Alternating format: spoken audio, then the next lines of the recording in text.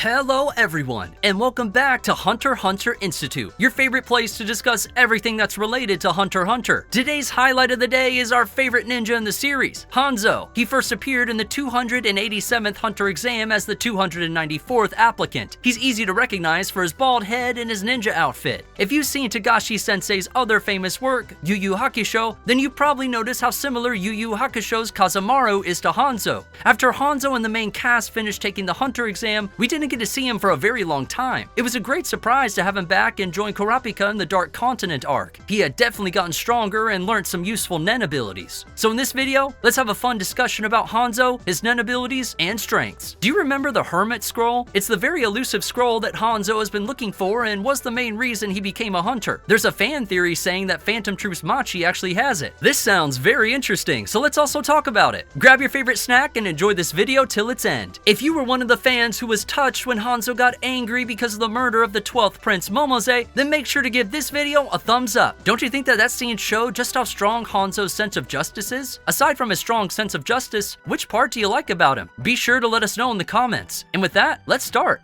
1. Hanzo. When he was first introduced in the series, Hanzo was 18 years old. He's a ninja from a country called Japan, which resembles Japan in its culture. Just like how most Japanese do, Hanzo handed out his business card to Gon, Kurapika, and Leorio. Based on the details on his card, he's a Cloud Hidden style Yonin. His notable appearance is his bald head and ninja outfit. But contrast to how ninjas are expected to be, Hanzo is very talkative, cheerful, and is very sociable. Instead of keeping his personal mission as a secret, Hanzo actually told one of his fellow hunter examinees, Tompa, that his main goal is to find the Hermit scroll. Don't fret though, because as a ninja, he still has a serious and ruthless side. Remember that scene in the Hunter exam where Tompa handed him a can of juice? Hanzo told him, "It's a modification of Shinobu. The food and drink that I receive from other people don't go down my throat. Sorry." To which Tompa replied, "Those are the eyes of a professional that says, I don't trust anyone but myself." Tompa was so horrified he ended up withdrawing himself. There was also his fight with Pakal. Even though Pakal is a girl, he wrestled her the same way that he did with Gon. The only difference when he fought Pakal and Gon was that during his fight with Gon, Hanzo told him, "I'm sorry, but I'm not gonna hold back." The seriousness on his face showed how merciless he could be towards his enemies. This is the part of him that's very ninja-like, and the other part of him that's very cheerful and friendly. There's quite a gap, don't you think?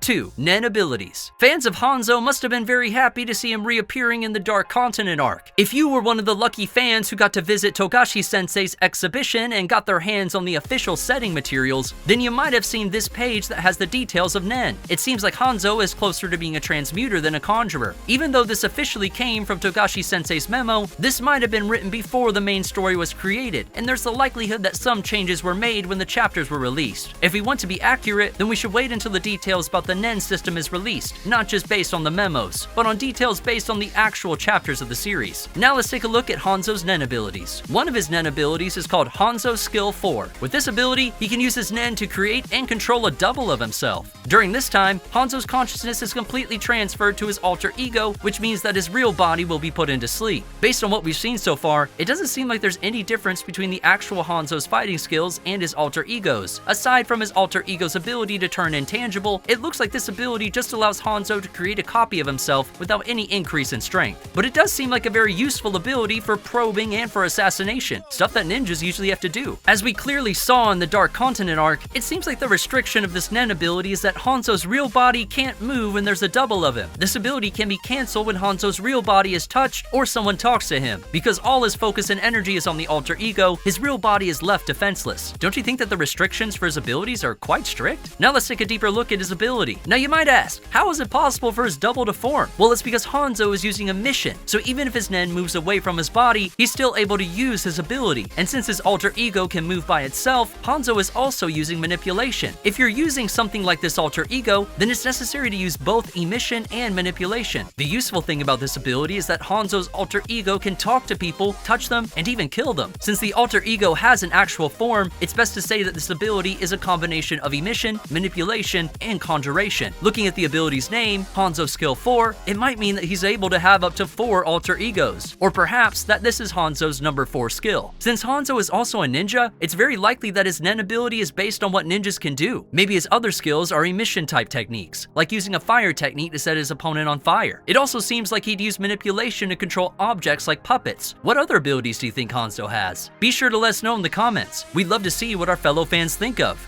3. Being active in the Dark Continent arc. In this arc, Hanzo took the role as the guard of Momose, the 12th prince of the Kaken Kingdom. It didn't end so well for Momose though. Without her noticing, her guardian spirit beast was manipulated and ended up attacking one of Prince Woble's bodyguards. Because of this, a large amount of her nen was used, which caused her to feel very tired. While she was trying to rest in her room, one of her bodyguards, Tufty, strangled her to death on her bed. It seems like Tufty was working as a spy for Queen Swinko Swinko, the 5th queen of the Kaken Empire. When Hanzo found out about the death of Prince Momose, he blamed himself for it because he was not by her side when it happened. He told Biscuit that he would make sure that Momose's murderer will pay back for what he did. Didn't you think that Hanzo's loyalty at the time was very cool? He was very ninja-like, wasn't he? Are you one of the many fans who got impressed by this side of him? By using both his intelligence and nen ability, Hanzo soon found out who the murderer was. Because the murderer was able to kill Momose without the need to enter the room, Hanzo deduced that it must be a nen user who can use an alter ego. He believed that the murdered must be one of the 2 bodyguards who were resting due to the limitation of their nen abilities. Tufty, who was working for the 5th queen, and Nagmum, who was working for the 6th queen. Hanzo randomly chose Tufty's location and lied to him by saying that Prince Benjamin wants to see him, so Hanzo had come to help. Hanzo cunningly made Tufty confess on his own. At this point, Hanzo knew that the murdered was Tufty, and so Hanzo strangled him to death, just like how Tufty strangled Momose. Before his death, Tufty asked Hanzo how he found out that it was him who killed Momose. Hanzo answered as a matter of fact that there were only 2 suspects. It only happened that Tufty was the first one to be tested by Hanzo, and with this, Hanzo fulfilled his promise to kill Momose's murderer. This was the first time in the Dark Continent arc where Hanzo gets to be the focus. When the Hunter exam arc started, Hanzo seemed like just a random bald character, but with his role in the Dark Continent arc, we get to see his ninja-like loyalty and how smooth he can do assassinations. Don't you think he was cool? If you did, make sure to let us know in the comments below.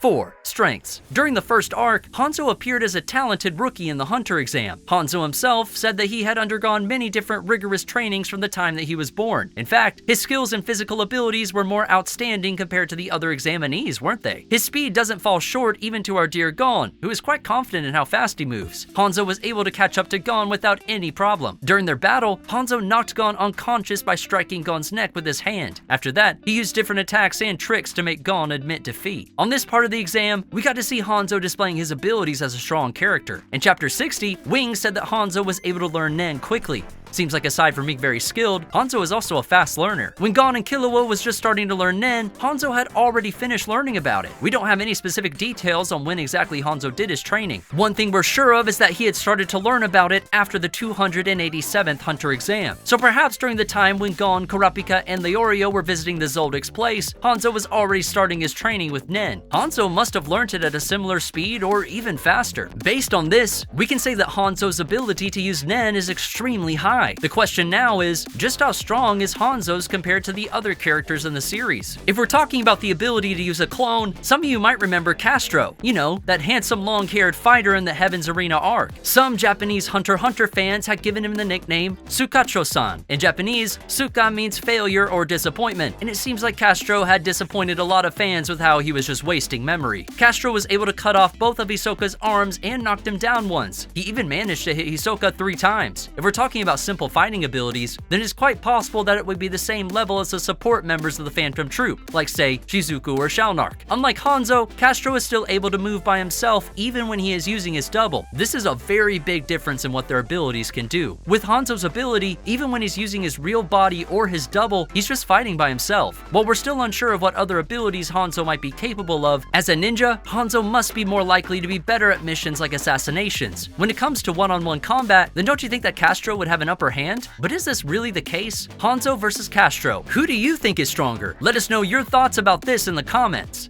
5. The Hermit Scroll. This is Hanzo's main reason for wanting to be a hunter. He wants to have the very elusive Hermit Scroll. It seems like the Hermit Scroll is hidden in a country where it is very difficult for an average person to go. Because of this, Hanzo wants to be a hunter with many different skills. Now let's go to the fun part. Just where do you think the Hermit Scroll is? Below are some theories that we have. Theory 1. The Dark Continent. When one becomes a hunter, they get several privileges. One of them is access to the hunter site where various information is collected. And among this information is the location location of the Hermit Scroll. Hands up if you think that the Hermit Scroll is in the Dark Continent. There are still many parts of the Dark Continent that are still unknown, not only to us fans, but also to the residents of the known world. Isn't this why it's called a Dark Continent? Because many things about it are still left in the dark. When Hanzo learned about the possible location of the Hermit Scroll, he also managed to get his hands on information of how to cross over to the Dark Continent. So how exactly does one go to the Dark Continent? First off, you would need a guide, but the guide has to be summoned by the Gatekeeper, a race of magical beasts. It's said that the Gatekeepers aren't very fond of rude people. So with Hanzo's personality, don't you think that it would be difficult for him to negotiate with the Gatekeeper by himself? Hanzo is smart enough to realize this and figured that it would be a better way to go to the Dark Continent with someone who might be able to talk to the Gatekeeper. Responding to Kurapika's call, Hanzo went aboard with Kurapika and the others on the Black Whale. He accepted the job to be one of the bodyguards for the princes so that he could go to the Dark Continent. But is this really the answer? Don't you think that it's an easy out if the answers to all the mysteries in this series is in the Dark Continent? Where's the fun and imagination in that? A lot of fans might end up angry or disappointed. There's the possibility that this might be wrong. So let's try to explore another possible option. Theory 2. Machi has the Hermit Scroll. Now some of you might be saying that this is pushing it, but how possible is it for Phantom Troop's Machi to have the scroll? There's a possibility that the Hermit Scroll was originally owned by a ninja from another clan, and then perhaps this ninja, together with the clan's princess, must have been living in a hidden village somewhere in the world. And what if the princess in this theory is none other than Machi herself? To make another point, isn't a hidden village a place that would be very difficult for ordinary people to enter? Perhaps in order to keep the Hermit Scroll hidden, Machi had been hiding it in her body and had herself thrown away into Meteor City. Perhaps Machi herself had hidden it somewhere that only she knows of. Meteor City is a place where any kind of trash is thrown away, even if that trash is a human being. So it wouldn't be very questionable if Machi was abandoned in such a place. Would she have been able to hide the Hermit Scroll?